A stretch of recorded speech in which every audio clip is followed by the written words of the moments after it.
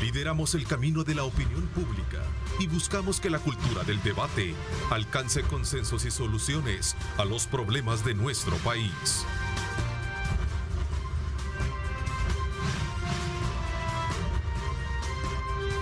Diálogo con Ernesto López. Son las 6 de la mañana con 31 minutos, 32 ya cambia nuestro reloj, que como hace unos minutos se planteaba. En esta primera parte quiero darle la más cordial bienvenida al doctor René Portillo Cuadra, diputado del Partido Arena y actual jefe y coordinador de la fracción. Gracias por acompañarnos. Muchas gracias, Ernesto. Buenos días. Gracias al Grupo Megavisión por la invitación. Buenos días al pueblo salvadoreño. Bueno, es interesante también, como siempre, exhortarle, invitarles a ustedes a que participen, @diálogo21, nuestra cuenta en Twitter, @Neto López Radio, para que también podamos sumar con los comentarios y darnos, desde luego, el espacio para poder generar el debate en las redes sociales. Solo una pieza de correspondencia, una, en 2 plenarias, ha pasado a estudio de la comisión.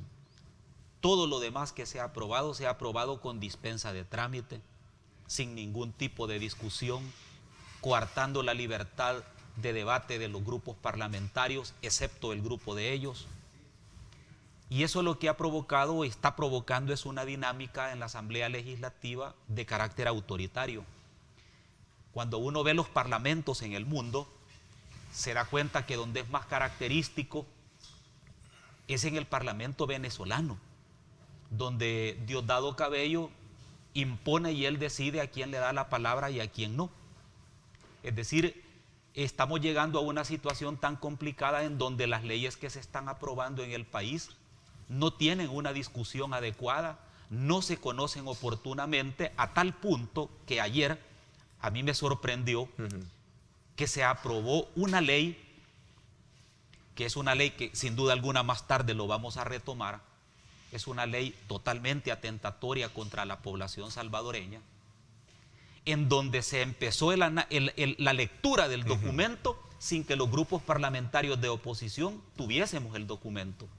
¿Cómo vamos a aprobar, acompañar o no con nuestros votos una ley que ni siquiera conocemos? Esa ley no tiene absolutamente nada que ver con productos de tratamientos médicos para el COVID. Esa ley lo único que tiene es un artículo 4 que le da inmunidad e impunidad a todos los funcionarios públicos vinculados a las compras pasadas de equipos médicos e insumos médicos, y también le da inmunidad e impunidad a todo el sector médico para que no responda ni penalmente, ni civilmente, ni administrativamente, ni de ninguna manera por el mal manejo de la pandemia. Si alguien fue encerrado durante 30, 40 o 60 días en un centro de contención sin tener absolutamente ningún síntoma de COVID, jamás podría reclamar con la vigencia de esta ley. Si a alguien le entregaron un cadáver que no era el de su familiar, que lo confundieron y le entregaron restos que no eran de su familia, nunca va a responder. Si no fueron oportunos en la atención médica y murió por negligencia, nunca lo van a atender. Si el ministro compró o cualquier funcionario compró insumos médicos con dispensa de trámite, como lo están haciendo ahora, sin seguir procedimientos legales, comprándole a sus familiares, nunca va a responder. Entonces yo creo que este tipo de leyes que se están dando es parte de un abuso y de una matonería legislativa que el pueblo no espera ver. Esa es una de las cosas con las que lastimosamente hemos iniciado la legislatura. Un funcionario público de elección popular puede ser electo por el 100% de los votos, pero eso no le da derecho a pasar encima de la ley y de la Constitución. Al contrario, entre mayor legitimidad tiene del electorado, mayormente está obligado a respetar la ley y la Constitución. Y yo creo que en ese tipo de cosas hay que reflexionar, porque aparentemente todo se escuda en que como tuvimos la mayoría de votos, nosotros podemos hacer lo que queramos. Falso, totalmente falso. La ley está hecha para que la respetemos los funcionarios y los ciudadanos. no significa que porque alguien obtiene una mayoría legislativa va a atropellar los derechos de otros como fueron atropellados los derechos de los ahora ex magistrados de la Sala de lo Constitucional y del ex fiscal que fueron destituidos sin juicio previo, sin notificarles siquiera que se les iba a iniciar un proceso de destitución, sin permitirles de que nombraran un defensor, sin notificarles de la imputación de delitos que se les hizo. Fueron separados de sus cargos sin el debido proceso legal. Estos principios son principios universalmente aceptados, que independientemente que tengan el 100% de los votos o no, deben de respetarse. ¿No tenían la licencia legal para poder hacer digamos, esos cambios? No, Ernesto. No. Y aquí entramos de nuevo a los artículos. Es decir, es una situación complicada porque ¿por qué crees que salió tan indignada la comunidad internacional convocada el día lunes en Casa Presidencial? Porque prácticamente la explicación jurídica que les dieron no soporta ni el más mínimo argumento, ni el más mínimo de razonabilidad. Bastaría replicar las palabras del nuncio apostólico, que les dijo: con la exégesis que han hecho, en el pasado también habían tantos tribunales como cabezas pensando. Por Dios, logren interpretar esas palabras. A las palabras del señor embajador de la Unión Europea fueron más claras cuando le dijo el secretario de Naciones Unidas, el secretario de la OEA, el gobierno de Costa Rica, la Unión Europea, todos pensamos de que han habido errores aquí, solo usted piensa que lo hizo bien. Por Dios. Es decir, ese tipo de argumentaciones que se les dio era casi ningunearlos, casi insultarlos. Es insultar la inteligencia de una persona sostener que lo que ocurrió en esa destitución fue correcto. De las 20 comisiones, ¿cuántas tuvieron participación? Nosotros tenemos participación de las 18 en 20 comisiones. 18 son. Correcto. En 16 comisiones. Igualmente nos rebajaron un puesto en la Comisión Política y uno en la Comisión de Legislación y Puntos Constitucionales. Pero vayámonos al fondo. Más que el tema de las comisiones, es la pregunta que tú al inicio hacías. ¿Qué espacio de diálogo y negociación hay? Ninguna. Y tampoco vamos a suplicar en un espacio de negociación. No, nuestro trabajo está con la sociedad civil. Nuestro trabajo está con los sectores productivos, nuestro trabajo está con los salvadoreños en el exterior, nuestro trabajo está con la población. Ahí es donde vamos a enfocar el diálogo, la negociación, la concertación y las alianzas. ¿Por qué?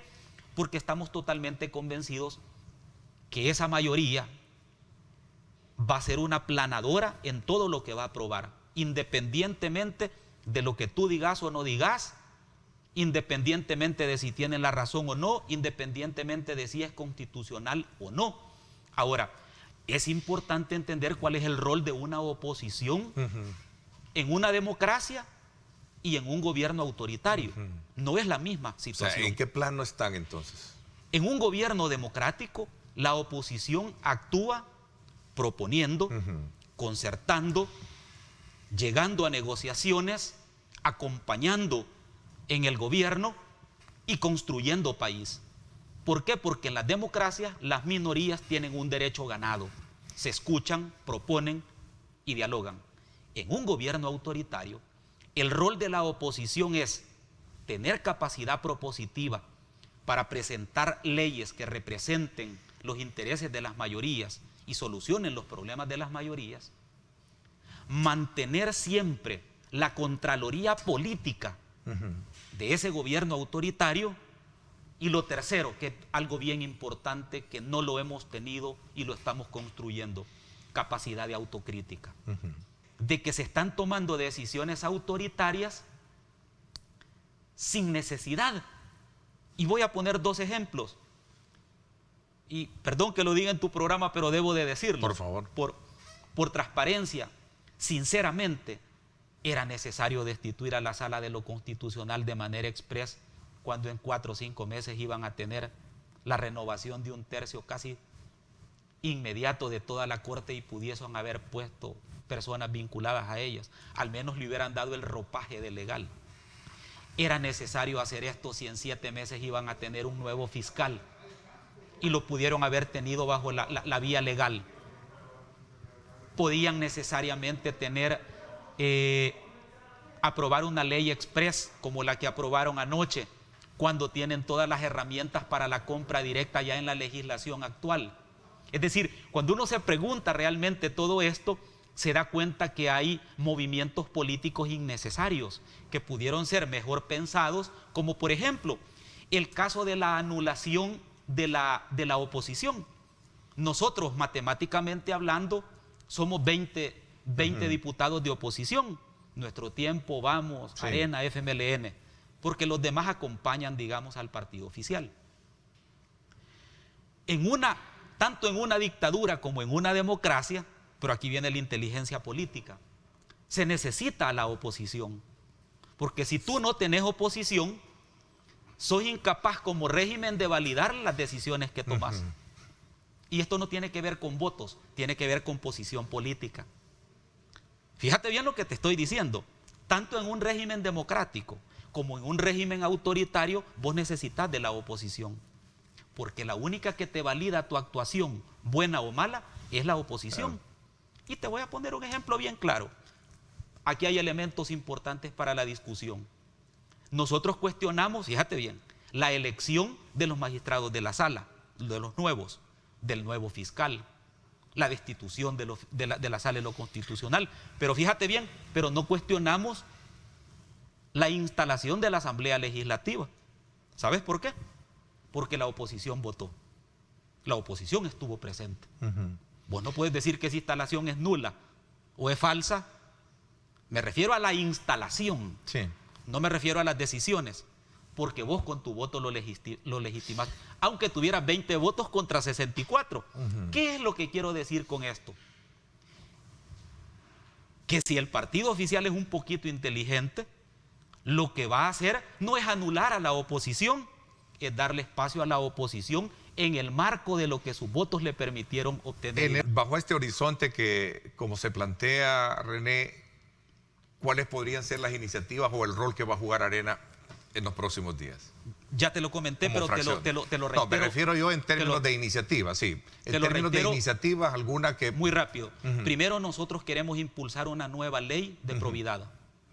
¿Sí? Ese es un punto que creo que es importante. Segundo, nosotros queremos profundizar en la elección de funcionarios de segundo grado con la reforma al procedimiento de cómo deben de elegirse, cómo deben de motivarse la selección. Tercero, nosotros vamos a seguir acompañando la ley de aguas, creemos que es importante.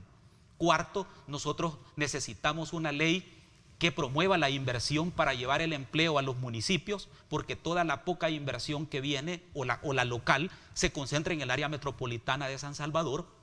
Y necesitamos de que haya polos de desarrollo, de que las empresas también estén en el área rural para poder descentralizar la productividad del país. Ahora viene mi contrapregunta.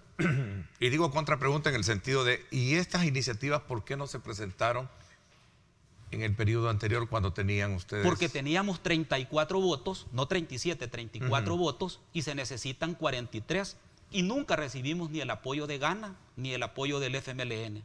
Este tipo de iniciativas fueron totalmente bloqueadas. Por eso, como nunca tuvimos 43 votos, nunca logramos aprobarlas. Porque el FMLN se resistía a algunas cosas, Gana no daba sus votos, nunca tuvimos la correlación. Porque pareciera ser de que hoy queremos controlar, pero antes no. El control siempre lo hemos tenido, mantenido y denunciado. Y pronunciado. Siempre lo hemos planteado. Lo que pasa es que en política, como decía un adagio popular, en política lo importante no es que tengas la razón, sino que te la den. Y eso es el tema de fondo. Pero como no todo es malo, yo entiendo que en esa capacidad, y con esto termino porque yo sé que ya está terminando el programa, con esa capacidad de autocrítica que la oposición debe de manejarse en lo sucesivo, y hablo de mi partido Arena y de mi fracción, nosotros no somos un bloqueo para el gobierno, ni somos una piedra de tropiezo. Nosotros vamos a acompañar las iniciativas del gobierno central y de los gobiernos locales para beneficio de nuestro país. Y quiero aprovechar que aquí en el canal está el nuevo alcalde de San Salvador, el licenciado Durán, Ya está. Sí. y decirle que qué bueno que está tomando medidas con respecto a remover todos los obstáculos de la vía pública. Qué bueno. Nosotros lo vemos sumamente positivo, porque ese tema le va a permitir mayor movilidad a la capital, no solo a los vehículos, Sí. sino a los transeúntes. Qué bueno de que se esté haciendo este tipo Hay más de retos, proyectos. hay más desafíos en la ciudad capital, que son los puntos que vamos a conversar con él en la segunda parte. Doctor Cuadra, gracias por haberme acompañado y darme, desde luego, su postura, la opinión de la fracción frente a este nuevo escenario en el cual pues se perfila trabajo bastante difícil, cuesta arriba, diríamos, por el hecho de no contar con los números en votos para poder viabilizar cualquier iniciativa. Gracias por haberme acompañado. Muchas gracias, Ernesto. Un fuerte abrazo a la familia salvadoreña. Quiero darle la más cordial bienvenida al alcalde de San Salvador, Mario Durán, que nos acompaña también en esta segunda parte del programa. Gracias por venir, alcalde. Gracias, Ernesto. Un saludo a todos los hermanos que nos están viendo a través del medio de comunicación de Canal 21, de tu entrevista. Especial saludo a todos los hermanos en el exterior que siempre están sintonizando y pendientes de todo lo que está sucediendo. Gran noticia la que se daba ayer de parte de la Asamblea Legislativa. Van a poder participar de las siguientes elecciones, diputados y alcaldes van a poder ser inscritos, no importa dónde vivan, pues los hermanos en el exterior tienen gran derecho a participar de estas elecciones, de esta democracia y por supuesto al entender perfectamente que son ellos los que con sus remesas pues mantienen parte de la economía de este país, pues también tienen derecho a decidir, ¿verdad? Sí, 6 días Sí, de trabajo. Ya ni los ¿Cuáles cuento, fueron? pues. Sí, ya no los cuento. sí, ¿cuáles fueron los primeros ya? ¿Cuáles son los primeros pasos? Porque sin duda alguna San Salvador representa, y creo que no es extraño para ti, tú has trabajado en la alcaldía de San Salvador y sabes que San Salvador está lleno de complejidades, ¿cierto? Por supuesto, sí, es bastante complejo. ¿Qué es lo prioritario para hablar un poco? Porque entiendo que un funcionario como tú, lo primero que dices es ¿cuál es la prioridad? ¿Qué es lo que vamos a resolver? Sí. Bueno, Sí, era obvio, ¿verdad? Ya te diste la respuesta, también las personas se respondieron en sus casas o ahí si nos ven a través de las redes sociales. Sí. Efectivamente, el tema de la basura, Sí. ¿verdad? Había una crisis sanitaria, estábamos a punto de estar en una situación bastante crítica, ya habían algunos pues casos de diarrea de niños por el tema de las moscas, todo este tema estaba complicando. Y lo primero es la salud de los salvadoreños, lo primero es atacar aquello que puede generarle condiciones a la salud de los capitalinos. Entonces fuimos tras esto, fuimos a trabajar 72 horas, montamos el plan más grande de todos los tiempos en la historia de El Salvador de recolección de basura. Esto gracias al apoyo pues decidido de la Presidencia de la República, de nuestro presidente Nayib Bukele, que a través de sus ministros, Romeo, y también del viceministro Osiris Luna, nos pusimos en función de ello. Y bueno, para decirte el número, eran más de 200 camiones recolectores solo en San Salvador, en el municipio, 24 horas porque tuvimos jornada mañana, tarde y noche. Más de 2.000 compañeros salieron a las calles a recolectar la basura. Si no hubiese sido de esta manera, hubiese sido imposible hacer esta tarea en 72 horas. Bueno, al final los datos creo que en este momento ya están desactualizados. Tuvimos 10.000 toneladas de basura recolectada, fue el dato final. Hemos iniciado con el barrido, con la limpieza de drenajes, etcétera. O sea, fue algo verdaderamente sin precedentes. Menos de 72 horas y nosotros estamos dándole la buena noticia a los capitalinos de que la recolección de basura había sido un éxito. Obviamente nosotros nos mantenemos ahora en nuestros circuitos regulares, obviamente siempre vamos a encontrar alguno que otro basura en la calle, pero esto pues ya también parte de la cultura que tenemos que ir cambiando de los capitalinos. En este tiempo se dio un fenómeno, las personas no recibían el tren de aseo, no recibían al recolector en su casa y empezaron a generar este tipo de depósitos.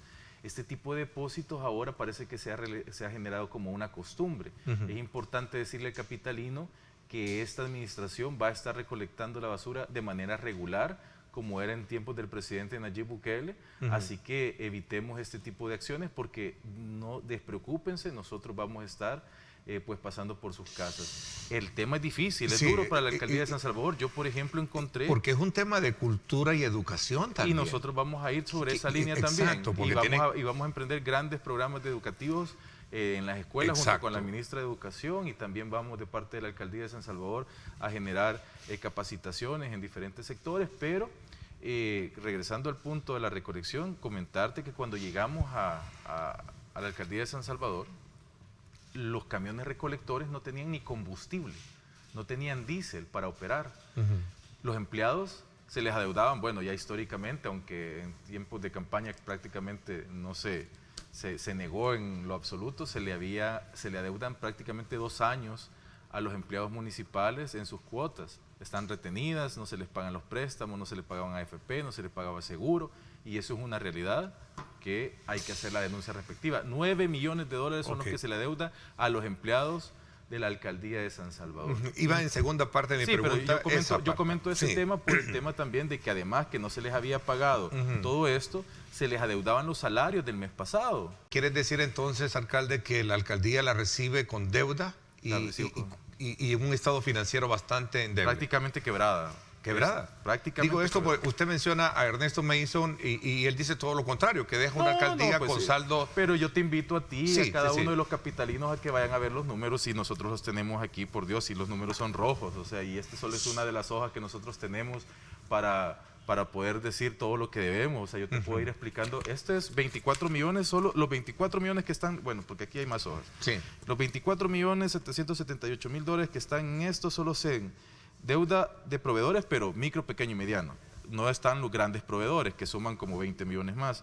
Deuda de retenciones de cuotas de préstamos de empleados, planillas de salarios del mes de abril, retiro voluntario del 2019, es decir, personas que se retiraron en el 2019 de la administración del presidente Nayib Bukele todavía no han recibido su retiro voluntario. Planillas de indemnización, planillas de, otra vez retiro voluntario que hizo en el 2020. Hasta la canasta navideña, que creo que vino a este canal a decir que la había aumentado de 40 a 75 dólares, no la ha cancelado desde diciembre, porque estaba en campaña y le dijo a los capitalinos: yo soy tan buen alcalde que voy a llevar nuestra canasta navideña de 40 a 75 dólares, y no la ha pagado a ni un tan solo empleado municipal. Eso es lo que es Ernesto Mason. Después viene y la planilla de salarios dejados de percibir también, no se les pagó. Paquetes escolares, no los pagó. Maternidades y paternidades, tampoco. Compensaciones económicas por COVID-19 del diciembre del 2020, tampoco. Recibos de personas naturales, becas por notas. Es decir, eso solo esto, y aquí no está todo. Esos son cuadros de deudas. Ernesto, yo me vine aquí con la documentación que teníamos el sábado en la madrugada. Nosotros todavía estamos en el tema financiero viendo cada uno de los detalles, pero hemos tenido que trabajar en varias áreas. Hemos tenido que trabajar en el pago de los salarios adeudados, que ya por sí mismo es un gran trabajo porque tuvimos que cambiar todas las firmas de la alcaldía de San Salvador, pero lo hicimos en tiempo récord realmente, como te digo, el día de ayer. No hubo transición, ¿verdad? No hubo comisión de transición. Porque jamás ellos llevaron... Y no pudo haberse aclarado todos estos términos. Bueno, yo te comento cómo funciona la transición. La transición, nosotros mandamos la nota a la Corte de Cuentas para hacernos parte en el equipo de transición, y tuvimos a nuestra representante, que era nuestra síndica, y el equipo de Ernesto Mason, que siempre dijo que había equipo de transición, pues jamás envió una nota, y eso lo puedes corroborar también en la Corte de Cuentas. El día viernes nosotros asumimos, obviamente esta administración no tiene ningún interés de beneficiar a los capitalinos, y nuestros equipos llegaron a tomar posesión prácticamente con un tema de hecho, pues a llegar y decirles: bueno, nosotros somos las futuras jefaturas, por favor empécenos a informar, porque no tuvimos ni recibimos nada de parte de ellos. Ahora, aquí empieza obviamente un tema de Corte de Cuentas, un tema de auditorías tanto internas como externas, 1, 2 o 3 las que sean necesarias, las ICIES. ¿Y ya se tiene definido el camino a seguir en esa materia? Sí, nosotros todo eso lo vamos a hacer, Ernesto. Estamos tomando posesión de una manera muy rápida y muy eficiente, porque estamos llevando también los puestos de confianza a cada uno de los lugares para que tomen y para que hagan la radiografía de cada una de esas situaciones, y en ese camino también nosotros tenemos, además de pagar, tenemos que ver cómo le ponemos combustible a los camiones, tenemos que ver cómo volvemos a hacer operativos en el tema territorial para poder, los parques, las plazas, la iluminación y todo aquello que conlleva la alcaldía de San Salvador, que son servicios básicos que no se estaban prestando ya. Y bueno, obviamente el tema de las auditorías, hemos tenido un tan solo consejo Y bueno, muchos de los problemas de la alcaldía de San Salvador, bueno, por lo menos los principales, que es el tema de la basura. Y el tema de las retenciones ilegales que había hecho el antecesor, pues ya están caminando. Eso es importante porque cuando nosotros decimos en 72 horas vamos a recoger la basura de San Salvador, cuando hay 10.000 toneladas en la calle, no es algo sencillo, es algo impresionante, es algo que no tenía precedente en nuestro país, es algo histórico, pero lo logramos. Lo logramos gracias a la ayuda del presidente Nayib Bukele. Cuando nosotros decimos las prestaciones, estás hablando que las prestaciones que nosotros les vamos a cancelar, porque aún, pues eso también es otro proceso de firma, son una cantidad de bancos a los que hay que trabajar. He pasado todo el día de ayer, prácticamente 2 horas, firmando con bancos, con diferentes bancos donde se encuentran los depósitos de nuestros empleados, para poder llegar a ese punto, pero son 9 millones, esos 9 millones los adeudó el anterior alcalde por 2 años. ¿Cómo piensa solventar o elevar a la calidad de solvente la situación financiera de la alcaldía bajo estos parámetros que usted sostiene y nos muestra que han habido muchas deudas? Sí, muchísimas. Nosotros, bueno, en automático, cuando asumimos la alcaldía de San Salvador, la clasificación de la alcaldía pasa a B, se mantenía en C porque había, bueno, C es nula confianza en la persona que está dirigiendo la institución, o sea, es la peor calificación. Bueno, hay peores pues, pero digamos que en eso ya no tenés ni siquiera opción a préstamo. Nosotros aumentamos a B en automático, como te digo, porque hay una confianza que también tenemos que demostrar que podemos llevar y sacar adelante. La banca conoce la situación de la alcaldía de San Salvador, pero bueno, gracias a esa confianza que se obtiene y a la que tenemos que responder, podemos empezar a generar refinanciamientos, podemos optar a préstamos, y también dentro del marco de la responsabilidad financiera tenemos que hacer ajustes en la alcaldía de San Salvador precisamente para que nosotros podamos salir adelante. De repente, como tú veías ahí una cantidad de plazas que uno no entiende para qué servían. De repente nosotros también veíamos que cada uno de sus concejales se repartían todas las autónomas y cada uno de ellos cobraba cada uno de las dietas. ¿Cómo todo eso hay que reducirlo? Consejo? Veíamos el tema de los viajes y los viáticos que también estaban a la orden del día. O sea, todos esos ajustes se van creando y nosotros vamos generando un ahorro que de a poco va a ser representativo. Pero la alcaldía de San Salvador va a salir adelante en esta administración y nosotros no vamos a permitir que vuelva a caer en una situación ¿Cómodo con el actual consejo? Bueno, el trabajo sí, digo, en cuanto al consenso, mira, yo hablaba de la participación siempre en el tema de rendición de cuentas, ¿no? Te voy a comentar algo. De repente estamos viendo el tema sobre el préstamo para el pago de los trabajadores. Un pago que por ley, ¿verdad? Te estoy hablando de que si no se entrega es delito de 4 a 8 años. 4 a 8 años, que alguien tendría que responder por esos delitos que se cometieron en la alcaldía de San Salvador, y tendrá que ser así. En su momento vamos a dar toda la documentación. Pero cuando tú te das cuenta que en la discusión del Consejo lo que alegan la administración saliente, la representación de la administración saliente, es que no conocen las finanzas de la alcaldía de San Salvador, cuando ellos son los que la dirigían, cuando hay un par de concejales que estuvieron en la administración anterior y están diciendo, no, es que yo quisiera profundizar en el tema porque no conozco las finanzas en este momento. Pero si en ese momento era hace 9 horas, tú eras la representante de esta alcaldía o tú eras el financista de esta alcaldía o tú eras el que tomaba las decisiones por esta alcaldía, y hoy resulta que no conoces absolutamente nada. O sea, esos argumentos dentro de un consejo dicen, bueno, que tomen su postura, pero ya lo que uno necesita en este punto, en este momento histórico, es unir esfuerzos, y es un llamado también a cada uno de ellos a que trabajemos en equipo, en sinergia, para poder sacar adelante la capital. Es fundamental. Que creo que es la misión a la cual todos nosotros deben tenemos que apostarle. sumarnos en ese esfuerzo. Ok, el tiempo se me fue, alcalde. Creo que esta es la primera de muchas que vienen por delante para poder de alguna manera informar a los capitalinos sobre las acciones que se van a hacer en pro de la ciudad. Así es que muchísimas gracias por habernos acompañado. No, gracias a ti, que Dios te bendiga, que Dios bendiga a cada uno de los capitalinos, a todos los hermanos en el exterior. Bendiciones y bueno, a seguir adelante, que hoy puede ser un gran día. Adelante. Gracias, alcalde de San Salvador. Ya nos hablamos así rapidito y a los preparativos de cara a 2 meses estamos ya para celebrar las fiestas patronales. No, eso vamos a ver que valorarlo, vamos a ver el detalle, vamos a ver la evolución del tema de todo el tema COVID. Nosotros eso vamos a ser muy responsables, lo vamos a tratar con el gobierno central, con nuestro ministro de Salud y obviamente con el presidente Nayib Bukele, pero el tema siempre hay que entenderlo, es el bienestar para la mayoría, eso es lo que a nosotros nos interesa. Gracias. Por mi parte, esto es todo por hoy, pásenla bien y como siempre recuerden lo más importante, amar a Dios sobre todas las cosas. Lideramos el camino de la opinión pública y buscamos que la cultura del debate alcance consensos y soluciones a los problemas de nuestro país.